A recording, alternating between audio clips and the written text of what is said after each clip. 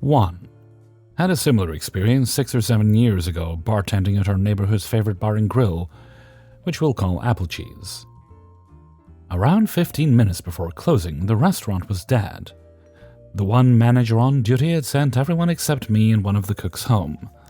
The front of house was already meticulously cleaned, sugar caddies and condiments restocked, the floor swept and vacuumed, and all of the dusty surfaces, blinds, overhead lamps, seats, etc. wiped down and sanitized. You could eat dinner off the table and drink wine through the light bulb if you wished. An upper middle-aged couple, dressed in dapper late-fall clothing, walked in the door and stood politely at the hostess stand. In the spirit of all the great barkeepers and stewards of mixology before me, I coolly looked up towards our newly arrived guests, set down the ever-polished lowball glass, did some bar towel kung fu, and greeted them warmly. I escorted the couple to one of our more private booths in the rear of the restaurant, known as Lover's Lane, where they could enjoy their late dinner and each other's company in relative privacy. After introductions and mandatory offerings for undoubtedly invaluable appetizer meals, I relayed that our kitchen would be closing very soon. Due to Apple Cheese's extensive menu, chock full of premium dinner offerings and discounted combinations, the couple understandably needed some time to make their dinner selection. In the meantime, I inquired which beverages would befit this rather romantic occasion. The older gentleman ordered the finest offerings from the bar for the lady and himself. Water for her, Diet Coke for him.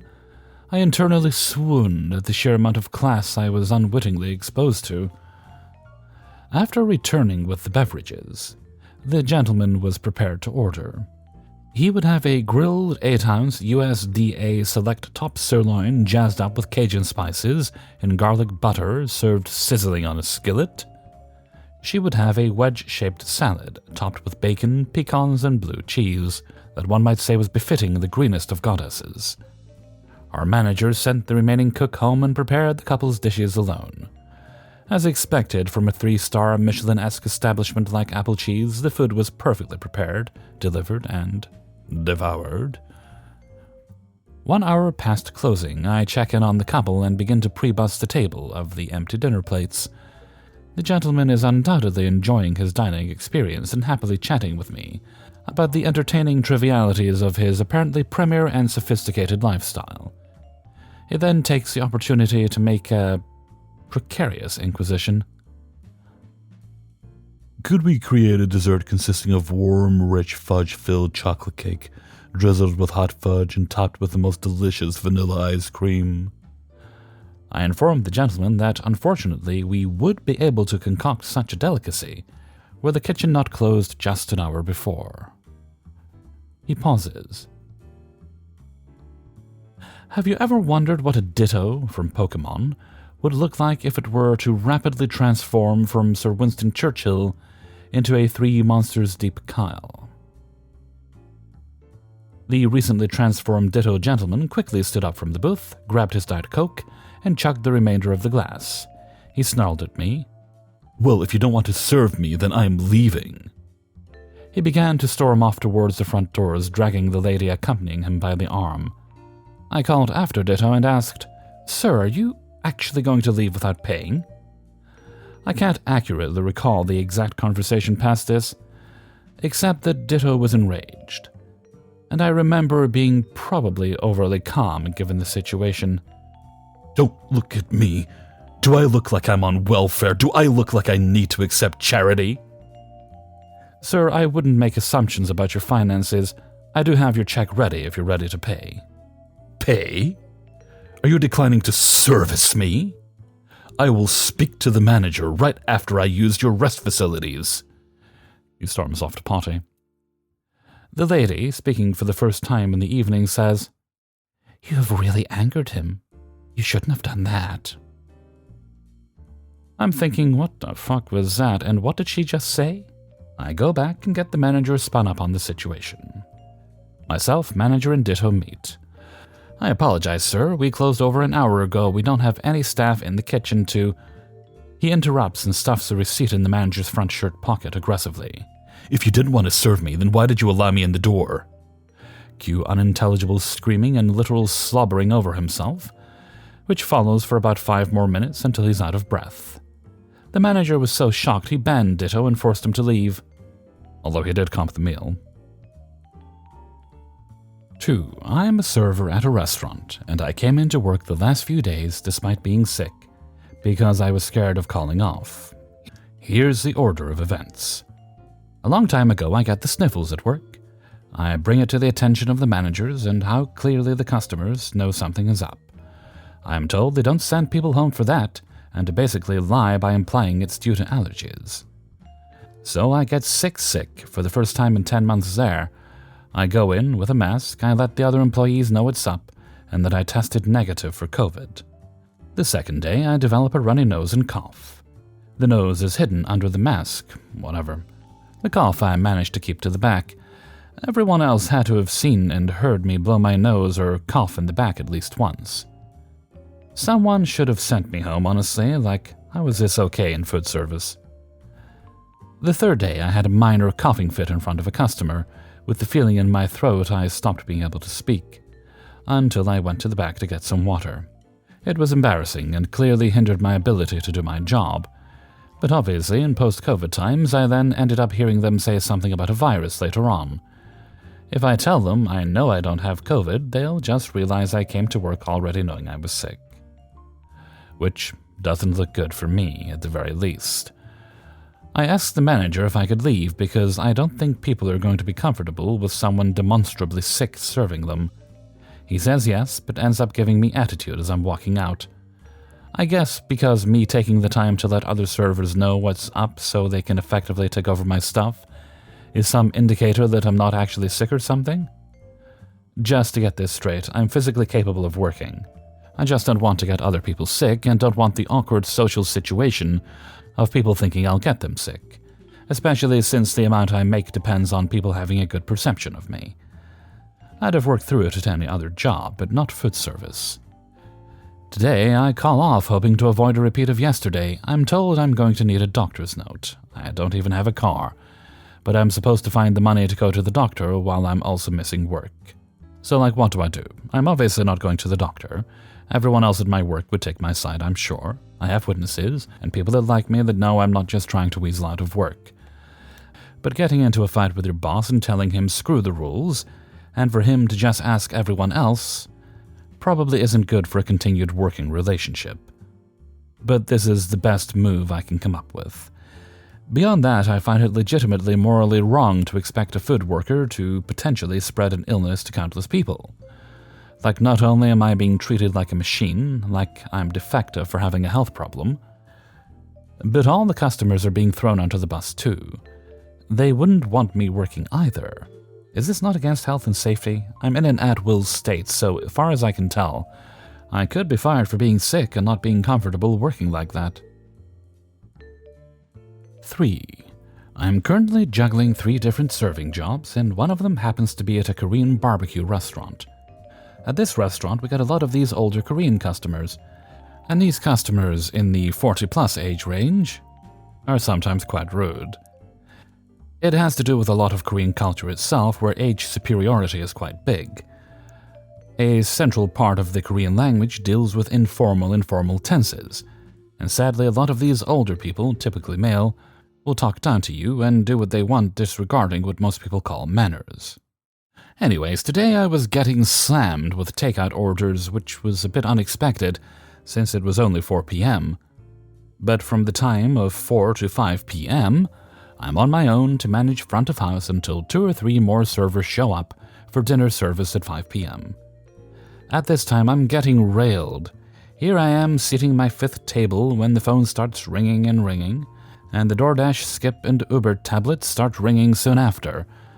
I go to deal with it when some of these older customers literally grab me by my shirt demanding to place their order. I can feel the pressure now as I quickly grab their order, by pure memory I might add. I manage the takeouts, grab the phone, and punch in the order at the same time more tables start coming in. Then today, not 1, not 2, but 3 different groups of customers came in and literally sat themselves at tables. It was when I was taking orders and packing up a couple of others. I didn't even keep these people waiting very long. They were there for less than a minute before they decided to seat themselves. When I finally got to them, they actually got angry at me that they weren't given drinks or menus and had to just wait. Keep in mind how we normally do it is we seat them ourselves and then immediately give them some water and menus too. Since they sat themselves down, of course, I hadn't given them that. I'm literally lost for words. No place I've worked at had people just walk in and seat themselves and then after a bit complain to me when they didn't get their menus right away. For anyone who ever wanted to or was curious about what it's like working at a Korean barbecue place, it's terrible. The workload is probably the most physically demanding of any of the serving jobs I've done so far. Korean cuisine in general is also so bothersome. You got the side dishes, the sharing bowls, tons of different sauces, lettuce wraps, vegetables. Not to mention, you literally have to put yourself at risk anytime you change the barbecue grills or bring out some of the hot stone bowls for soup or rice.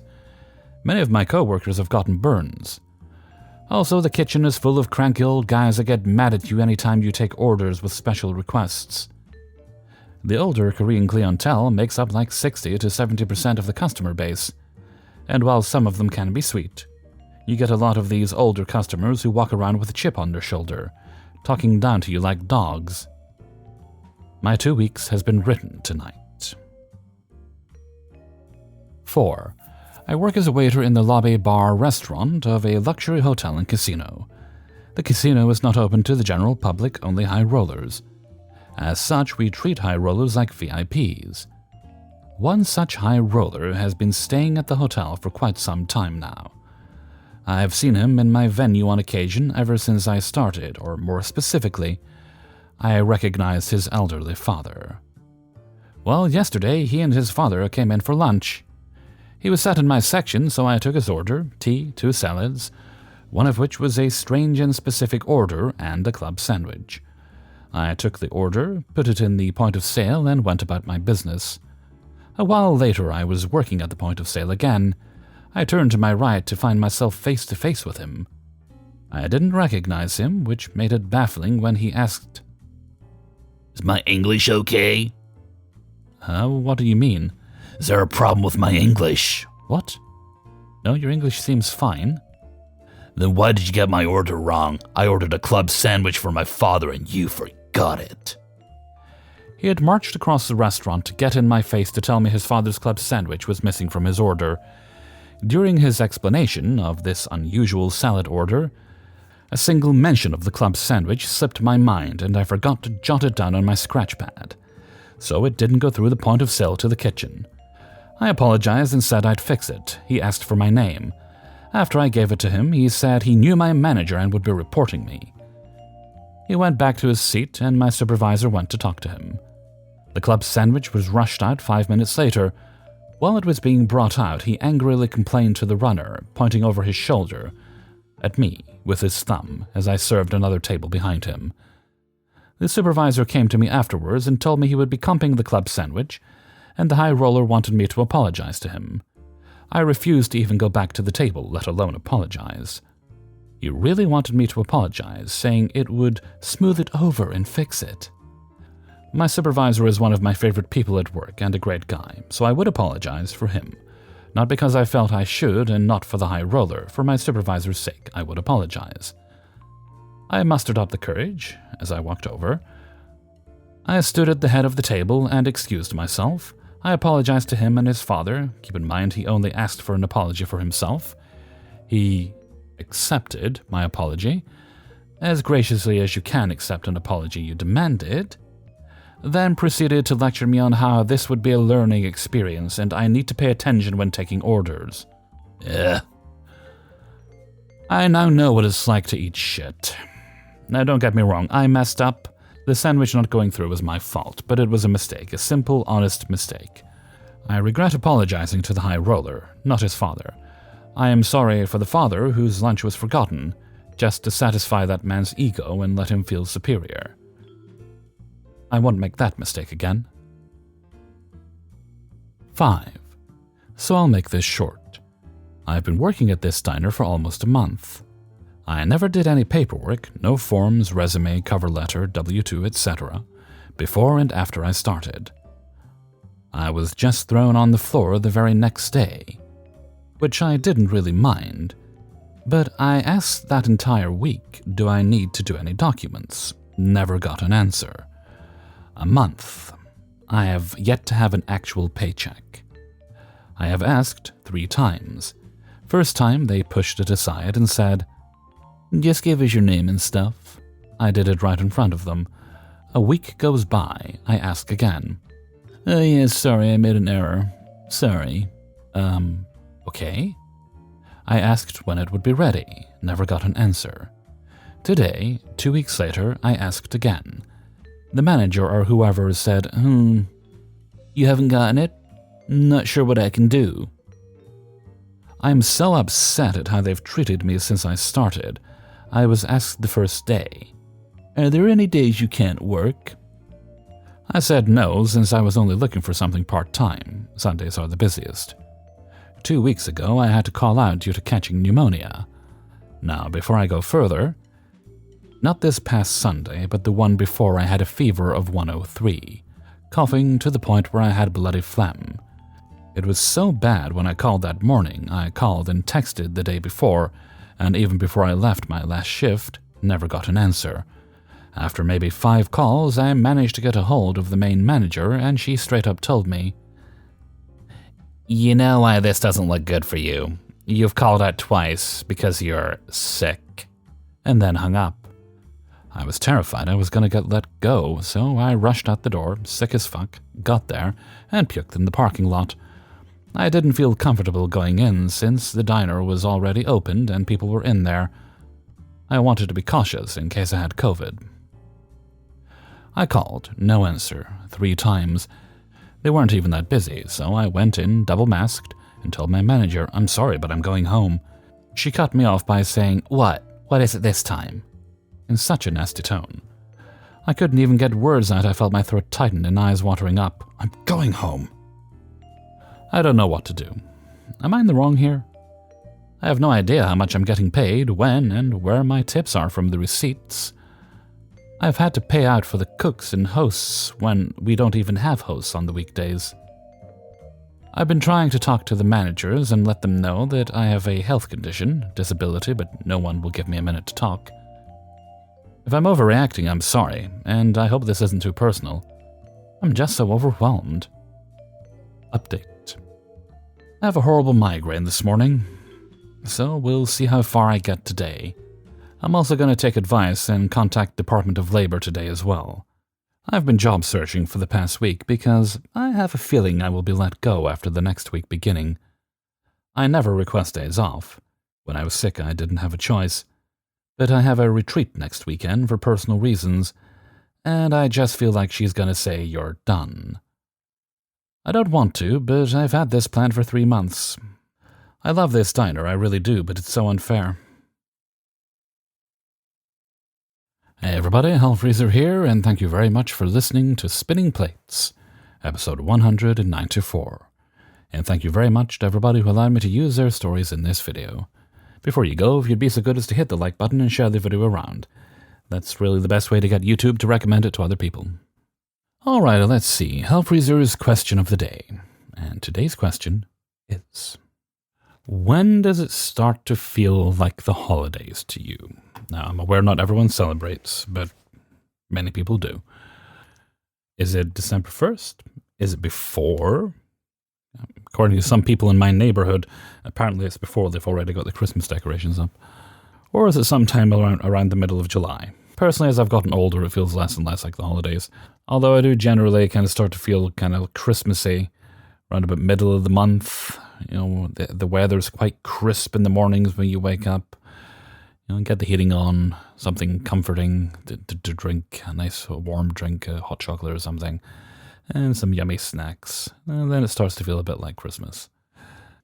But that being said, I don't really do much anymore. I mean, I live alone. It might be different if I was living with someone. I have a reason to celebrate together. So I don't really care as much. You'll occasionally find snacks and things that you only really get at Christmas time. It's always nice to see them in the shops. Not too early, mind you. You know, we need time to recover from one celebration before we can celebrate another. Anyway, let me know what you think. let me know when you start to feel festive in a comment below. And with that, I'm going to head off for now. So until next time, thank you very much for listening, and take very good care of yourself.